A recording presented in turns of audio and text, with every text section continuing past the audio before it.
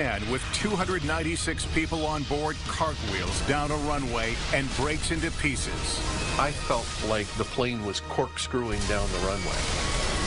Mayday, the engines are flaming out, we're going down. A DC-8 runs out of fuel and crashes in a residential neighborhood. I thought we were landing at the airport. I was very delighted. And then the delight turned to fear. You didn't land? Negative. My God. Weather problems wreak havoc in the air. A 747 caught in a torrential downpour violently slams into a hill. Initial contact to finally stopping was about 17 seconds. And I've got to say that's the longest 17 seconds of my life. In the air, communication can make the difference between life and death. Our dramatic animations take you inside catastrophic crashes and what caused them. I was asked, is there anything you would do different today than you did that day? And I said, yeah, I'd call in sick.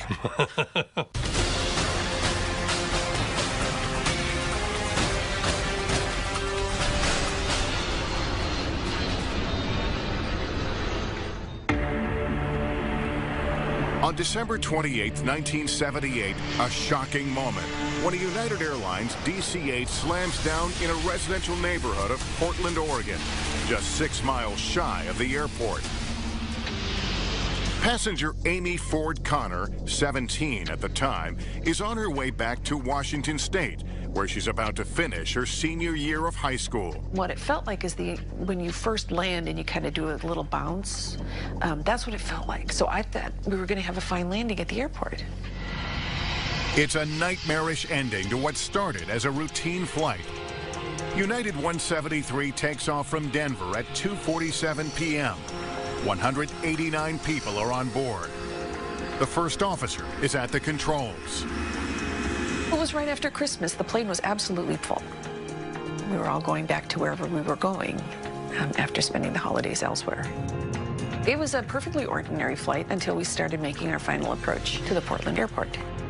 The first time that we realized that something was wrong was when we heard a very loud thunk and the plane jolted. The thunk, heard around 5:10 p.m., is the sound of one side of the plane's landing gear falling into position. The other side and the nose landing gear are extended normally. The force causes the plane to vibrate and yaw, or pull to the right. A light in the cockpit to indicate the landing gear is down and locked does not illuminate. When the landing gear extends under normal system operation, it's hydraulic. And so it extends at a given rate, it extends very smoothly. In the case of United 173, what occurred is it fell out, and it fell at a very rapid rate. And one of the other components of the landing gear also broke free, and in so doing, damaged the wiring that closes the switch that lights the light. Captain Malburn McBroom, a veteran pilot with United, doesn't want to land until he's confident the landing gear is locked. That's because if it were to collapse on touchdown, the plane could be badly damaged and its passengers injured. The captain wants time to troubleshoot the problem. The pilot got on the PA and said, we're having a little trouble with the landing gear. We're going to be in the air just a little bit longer. This is a pretty common problem. Don't worry about it. Captain McBroom was a very experienced pilot, had tens of thousands of hours, including over 5,000 hours as a captain on the DC-8 that he was flying that night. So this was Mr. DC-8 expert, and that may have convinced him that if he just studied a little bit more into the manuals and talked to the people in the maintenance center, he was going to figure out whether or not this landing gear was going to collapse.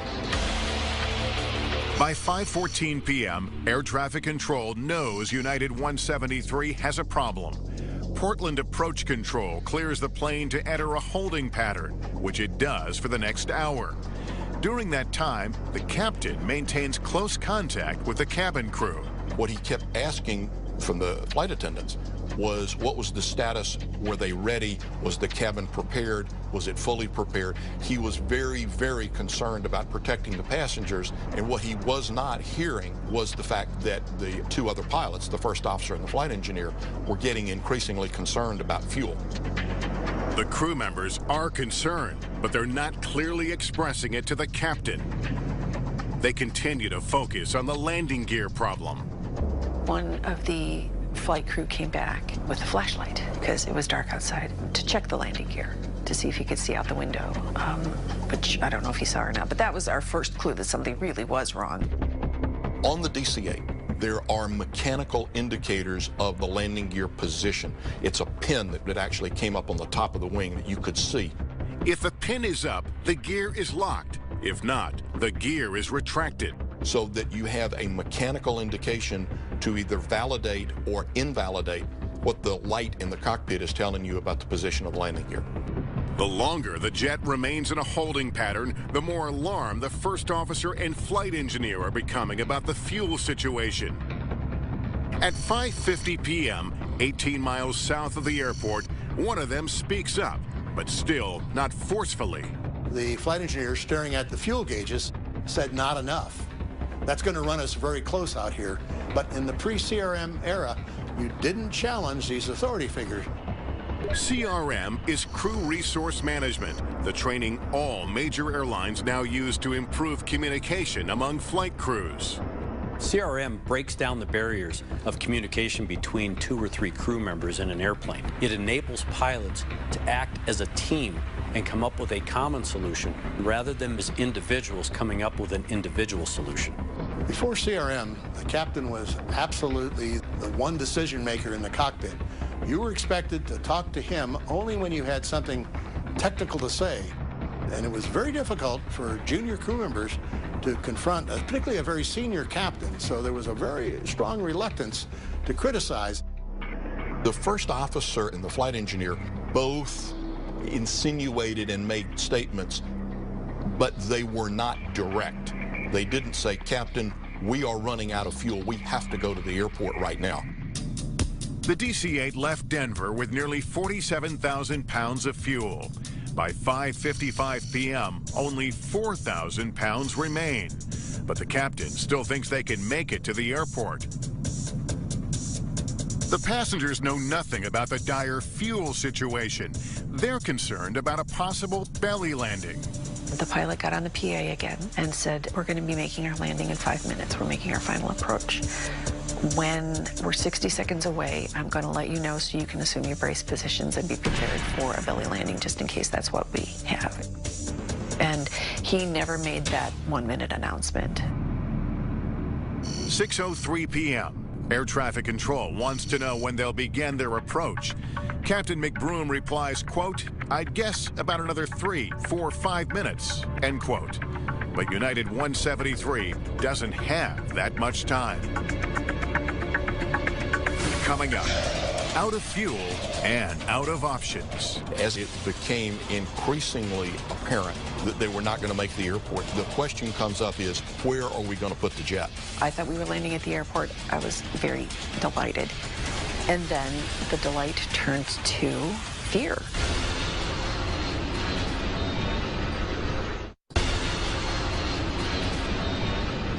United Flight 173 has been flying in a holding pattern near the Portland, Oregon airport for more than an hour. Captain Malburn McBroom wants time to troubleshoot a possible landing gear problem. But now, something far more urgent is on the horizon. United 173 Heavy, Mayday, Mayday. The engines are flaming out. We're going down. We're not going to be able to make the airport. As the pilot communicates with air traffic control, the passengers start to become aware of the increasingly dire situation. The only lights that were on were reading lights. And some people realized that something was wrong and yelled for us to get our heads down. The plane has run out of fuel, and it's coming in fast over a wooded residential area. Captain McBroom heads toward the only unlit spot he can see below, between the houses. The plane barely clears an apartment building. I thought we were landing at the airport. I was very delighted. And then the delight turned to fear. Because I had no idea what was going on. It just felt like it was never going to stop. As the plane tears through the trees, the front section violently rips away. It wasn't until after we'd stopped moving that I really grasped the enormity of what had just happened. The aircraft is destroyed. 10 people, all sitting in the front section that separated, die from the impact trauma. The rest of the passengers are dazed. It was so cold. Although when you're running on adrenaline, you don't really notice those sorts of things. But we walked off the plane, and then we were in this neighborhood. Nobody knew where we were. We just were milling about like, well, what do we do now? The 4-engine plane went down 5 miles southeast of the airport. It missed a large apartment complex, but smashed through 2 vacant houses. Once on the scene, NTSB investigators quickly determined there's no fuel leak, no broken fuel gauges, no problem at all with the airplane. So why did the well run dry? The answer comes from the plane's CVR, cockpit voice recorder. When I played the CVR for the first time, I realized that we've got some splaining to do and that this is an accident that should never have happened. Dr. Al Deal, at the time a human factors specialist with the NTSB, can't help but notice the CVR reveals a disturbing similarity to a number of other recent crashes. The giant TriStar left a half-mile-long path of debris in the swamp. We looked at the Eastern Airlines Everglades crash, and there we lost over 100 people. It started out as a landing gear light, and the crew became distracted and flew into the swamp. Ironically, another United DC-8, 1 year prior to the Portland crash, same thing. They had a landing gear unsafe flight. They were troubleshooting that problem and flew into a mountain. The common link? Inefficient or non-existent communication in the cockpit. This failure to communicate is literally crashing planes. Deal knows something has to be done to stem the tide. He begins building a case for airlines to adopt a new training procedure being developed by NASA. It's called Crew Resource Management, CRM. CRM is basically promoted that if you're going to work together as a team, you're going to make a decision as a team. You come to a joint solution, not an individual solution that is then worked into the equation. Up to that point, we only taught the technical aspects of flying. They had the stick and rudder skills, but we never taught decision-making and judgment in a formal way. I got with one of the top air safety investigators on the board, and he said, Al, if you can sell this to the board, this is going to be a revolutionary recommendation.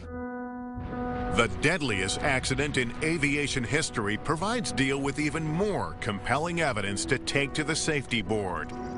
In the Tenerife disaster, 2 747s collide in the Canary Islands in 1977.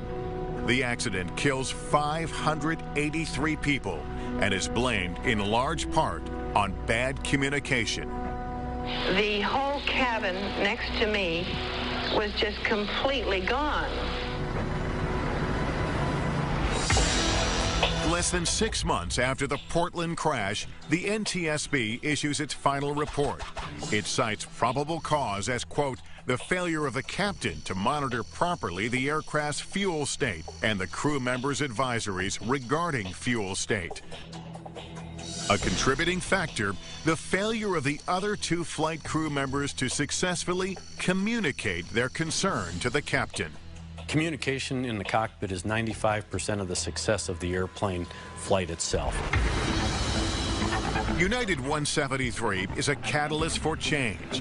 The FAA, Federal Aviation Administration, approves Dr. Deal's CRM recommendation. In 1981, United Airlines kicks off the industry's first CRM training program. United was an easy sell. Remember, United had just lost 3 airliners in fatal accidents, so United management was ready to jump on board, and they quickly spent the money to develop this course. As veteran United Captain Al Haynes recalls, the training was initially received with a dose of skepticism. Those captains that needed it didn't want it. They wouldn't really do it. So we thought this is really kind of a waste of time until it began to kind of get into the flow of things. And then we understood what it's all about. Captain Haynes has no way of knowing that just a few years later, Training to improve communication between crew members will help him get through one of the most terrifying situations a pilot could ever face: a catastrophic loss of control of a jumbo jet.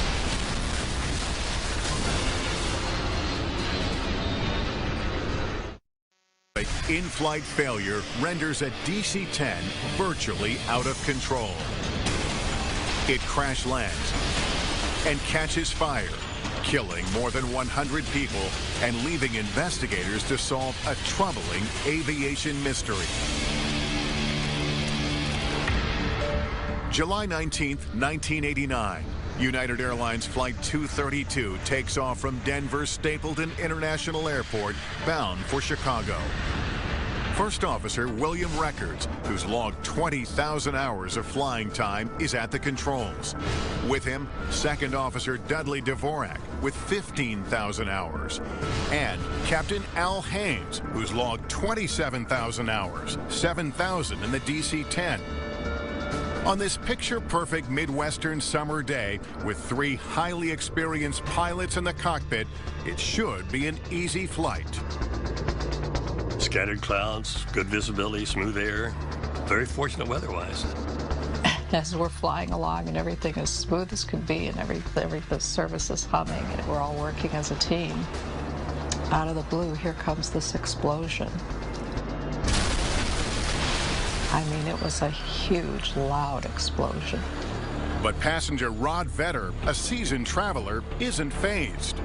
My first thought was a bomb went off. Then I realized that it had depressurized, so it wasn't a bomb. Then I realized that it was probably an engine blowing. And my first thought was, okay, good. We got off a little late maybe, and we're going to get right into Chicago right on time, because a DC-10 can certainly fly with 2 engines. The explosion happens at 3:16 p.m., an hour and 7 minutes into the flight. The jumbo jet is at 33,000 feet over Alta, Iowa. After the explosion, the plane begins to vibrate and shudder. Pilots determine the number 2 engine has failed. I began to realize how serious it was when I saw the flight crew come back, and they were trying to look out the windows, the passenger windows, just to observe what was going on with as much as they could with the physical condition of the airplane. And you could tell by looking at these men and women, the flight crew, that something seriously was up. As the crew performs the engine shutdown checklist, First Officer Bill Records, who was flying the plane, realizes they've got a far more serious problem than they thought. We were shutting the engine down, and we're going through the procedure, and Bill said what he likes to call the attention-getting statement of the day. He said, "I can't control the airplane." And the airplane was in a descending right turn, and he had the control wheel all the way to the left and all the way back in his lap for a maximum climbing left turn, which you can't do in the air. Controls can't move that far. And that's when I said, I've got it. With expert airmanship, Captain Haynes wrestles the plane back to a wings level position. Without its steering, that aircraft started to roll over on its back, and it would have continued to roll over and dive into the ground and be destroyed, except for the fact that at that moment, Al Haynes reached over and he advanced the throttle on the right wing and he retarded the throttle on the left wing, and that asymmetric thrust just picked the wing up very slowly and steadied the aircraft. If he hadn't done it within a few seconds of when he did it, it would have been unrecoverable. But United 232 still has monumental problems.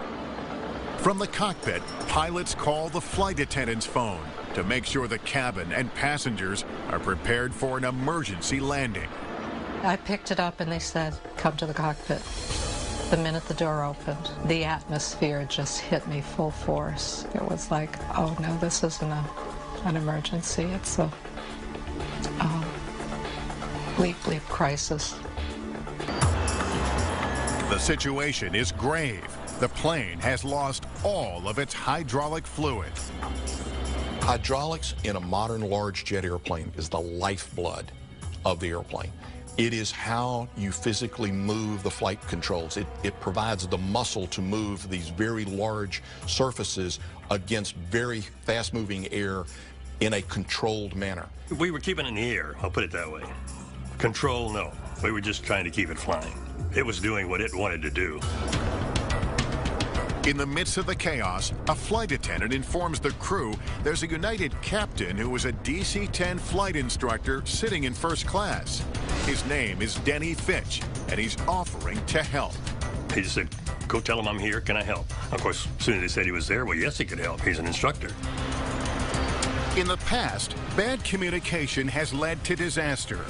Now, all hope is riding on teamwork to avoid a catastrophic outcome. Coming up, the final shocking seconds of United Flight 232. There was an announcement that this is going to be a seriously difficult landing.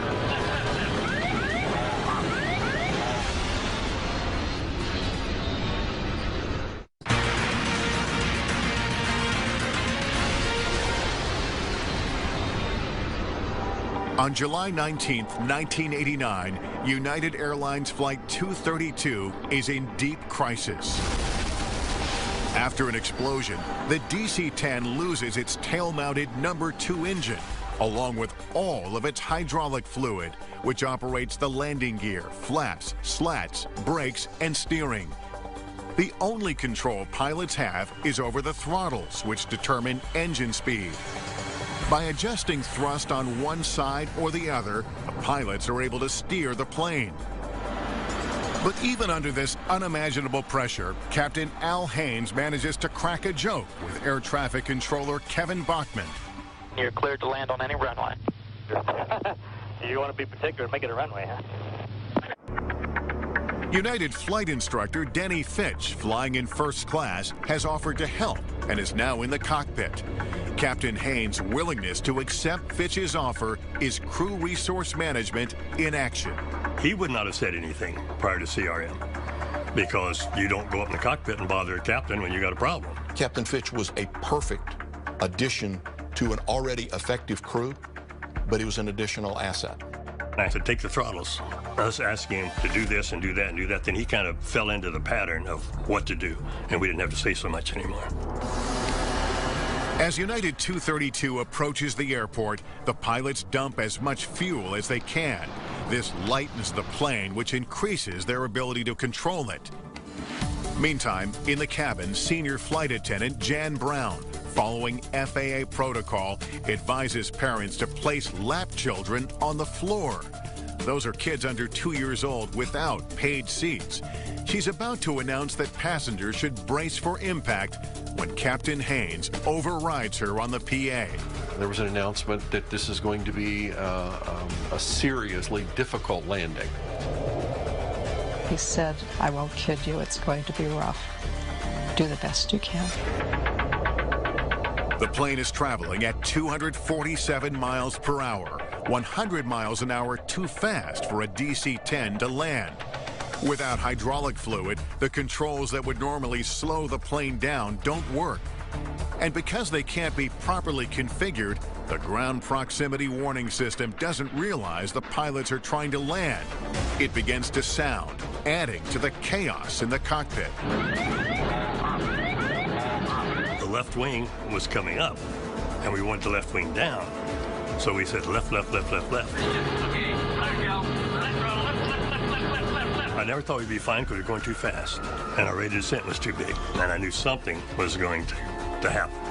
At exactly 4 p.m., 44 minutes after the problem began, a violent impact. As its right wing hit the ground, the tail snapped off. The entire tail of the plane broke off, just as if it were a toy, and went rocketing down the runway at 250 miles an hour. I heard explosions and loud noises, flashes of light, and that had to be with the plane breaking apart. Al could have kept telling us that it would be rough, but I could never in my wildest dreams have imagined smashing into the earth the way we did. As the jumbo jet careens out of control, it breaks into pieces and fires erupt. It's hard to fathom anyone surviving the flames and the thick black smoke. The nose of the plane, which contains the cockpit, is crushed beyond recognition. The pilots are presumed dead. Incredibly, all 4 are alive, but injured. This photo captures first responders talking to the crew. They don't just start cutting. They've got to size it up, because with all those wire bundles and all of that sheet metal and the very small compact environment, you could actually inflict greater harm or injury to those occupants trying to rescue them. Of 296 passengers and crew, 112 are killed, including 11 children. One of them is a lap child without a paid seat. They can't be in a car by law without being in a seat. What are they doing in an airplane going over 500 miles an hour? It's Russian roulette. In the wake of the crash, the questions began immediately. How could this plane, with its clean safety record, suffer such a catastrophic failure in flight? Right away, there are some key clues. At the accident scene, a critical component called the fan disc is missing from the number 2 engine. It isn't found until 3 months later in a field 70 miles away in Alta, Iowa. That's where the plane experienced that initial violent jolt. These photos, taken by a witness on the ground as United 232 is about to slam into the runway, also provide investigators with critical information. You can see that there are holes in the horizontal stabilizer from the debris as the fan disc had separated from the engine core and created shrapnel, taking large chunks out of the horizontal stabilizer. In the second picture, you can actually see the backside of the engine where the fan disc actually came out. By November 1990, 15 months after the crash, the NTSB pieces together what happened to United 232. Over a farm in Alta, Iowa, the plane's fan disc imploded, with calamitous results for the plane's hydraulics, the lifeblood of the jet. It sent shrapnel going in a multitude of directions, and it just happened that the shrapnel ended up cutting lines to all 3 systems. The statistical likelihood is extremely low, but in the case of 232, it actually happened. The titanium fan disc is determined to have a crack dating back to its fabrication. Every time the engine is used, the microscopic crack grows. The NTSB determines probable cause to be United inspectors' failure to detect the crack. United Airlines disputes the finding, but in the end, the NTSB upholds its report. I think that the United inspection team did what they believed to be a proper and complete job, or they wouldn't have signed the component off as airworthy. We have gotten better at non-destructive testing. That was one of the takeaways out of this, is we had to get better. Not only does the inspection process improve as a result of this accident, so does the manufacturing process used to create titanium fan discs.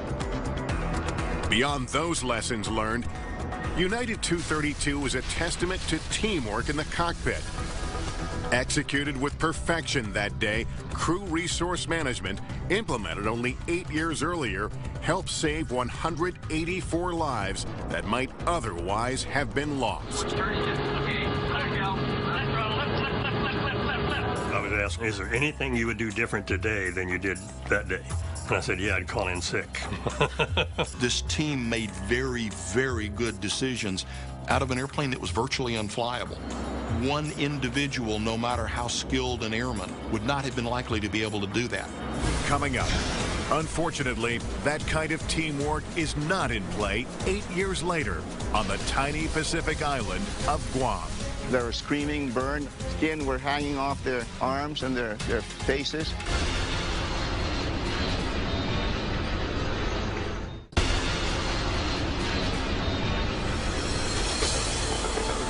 A 747 gets caught in a heavy downpour over the tiny western Pacific island of Guam. Then, just 3 miles from its destination, Korean Air Flight 801 slams into the side of a hill and breaks into pieces. 8 minutes later, 2 air traffic controllers come to the sickening realization the plane has crashed. Did Korean Air come back to you? 801. Korean Air 801 Guam. No. He checked in with me. I cleared him to land. I don't know where he's at. Never did have him in sight. You never saw him? Negative. He didn't land? Negative.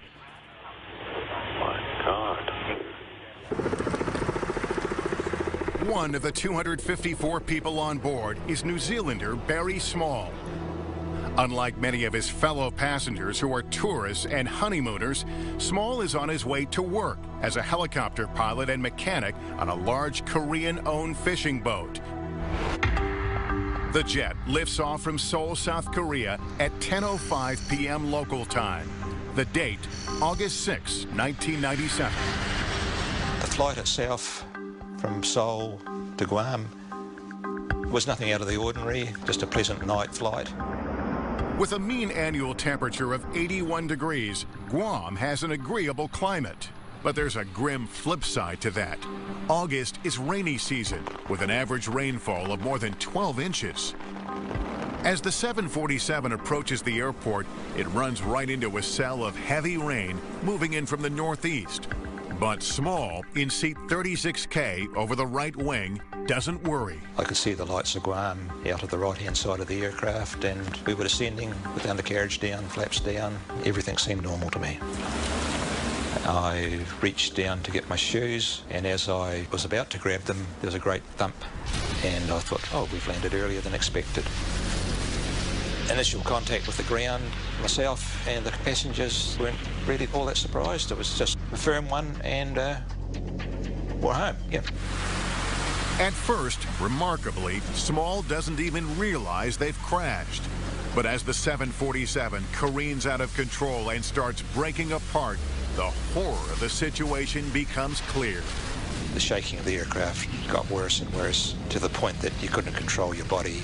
We were just like rag dolls being thrashed around in their seats. The plane has slammed into a rugged piece of terrain called Nimitz Hill, just 3 miles short of the destination runway. As it continues on its violent trajectory, the landing gear strikes an oil pipeline, pushing part of it onto the road and spilling 1,000 gallons of oil in the process. They calculated that from initial contact to finally stopping was about 17 seconds. And I've got to say that's the longest 17 seconds of my life. Fire erupts in the cabin. Small is trapped, his right leg broken by the metal crossbar on the bottom of the seat in front of him, a common injury in plane crash victims. Small's left leg is saved because of a bag he's placed under the seat in front of him. He manages to unbuckle his seatbelt and hobble to the rear of the aircraft, where he jumps out, escaping the flames. He drags himself nearly 200 feet away, and just as he turns around for another look, Small says a series of explosions rocked the cabin, with people still trapped inside. There were pieces falling short of us, like bombs. The screaming got horrendous. Then the flames just increased again, and the screams slowly faded away and never came back.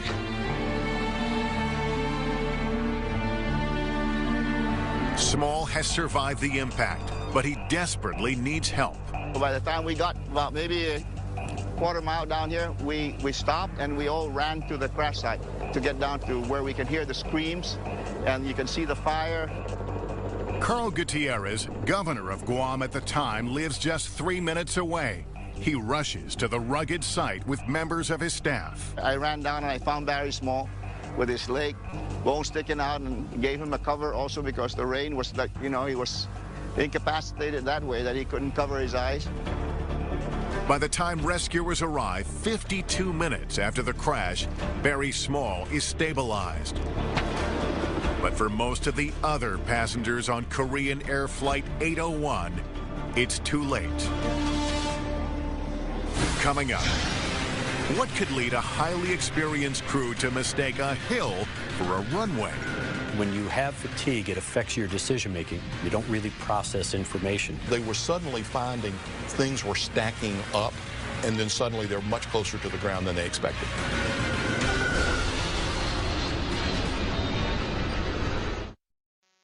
You've got a broken leg. Yeah.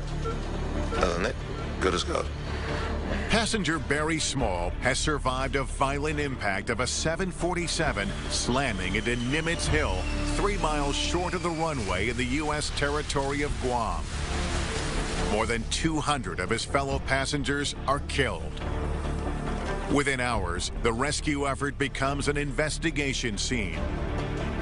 The NTSB has challenges from the outset. We're talking about it take a day and a half to get there. And then once there, it was very rugged, hilly terrain. Getting down to the accident site was hot, humid. It was kind of a difficult conditions to work from. As with virtually all plane crashes, there's no single cause. Investigators quickly uncover a long list of problems leading up to the accident. To begin with, a key navigational aid called a glide slope is out of service for a scheduled reconstruction. The glide slope is a radio signal beamed up from the ground to the airplane that provides electronic vertical guidance. Together with a localizer which provides lateral guidance, pilots align the plane with the runway. With 9,000 hours in the cockpit, Captain Park Yong-chul is experienced. He knows the FAA has issued an advisory that the Guam glide slope is out of service. But in the last 2.5 minutes of the flight, the glide slope needle starts to move. He believed that that movement was in fact due to the fact that the glide slope may be working. Because the glide slope is down, Korean 801 is flying a non-precision approach, which is more complex. That means the plane closes in on the runway in a step-down procedure. Each step has a predetermined minimum altitude, which planes must stay above. But according to the NTSB, the captain appeared to become preoccupied with the status of the glide slope, allowing the plane to descend prematurely into Nimitz Hill. They misinterpreted how the approach was being configured, and the captain never fully understood that, in my opinion. The safety board also concludes that fatigue played a role in the accident by degrading the captain's performance. In the days prior to the crash, he's flown between 3 continents. He's suffering from bronchitis, and it's the middle of the night. When you have fatigue, it affects your decision-making. You're a bit impaired mentally because the fatigue takes over. You don't really process information. There are even more factors at play. August is the height of rainy season in Guam. The captain might have been counting on a visual approach to the runway, but the jet flies into a downpour, making it difficult to see. So they were suddenly finding things were stacking up. They're not 100% sure where they are on the ground track. They're looking for visual cues that the heavy rain is preventing them from seeing, and then suddenly they're much closer to the ground than they expected. Flight 801's mounting problems are compounded by the crew's failure to communicate. The first officer and the flight engineer make comments that indicate their increasing level of concern, but they're soft comments. The cockpit voice recorder shows that up until 40 seconds before the plane crashes, the captain is still confused over the status of the glide slope, even though the first officer has finally stated it's not usable. The crew complies with the captain's commands, despite their concerns. Probable cause, according to the NTSB, the captain's failure to adequately brief and execute the non-precision approach, and the first officer's and the flight engineer's failure to effectively monitor and cross-check the captain's execution of the approach. One of the findings that we made after listening to the CVR and bringing all the other additional information in as far as their culture and their training program was the influence of this societal culture. The fact that you had junior officers who basically hinted and hoped to the captain, hey, you shouldn't do that, you shouldn't follow the glide slope, but weren't assertive in actually correcting him or even taking command of the airplane away from the captain to prevent an accident.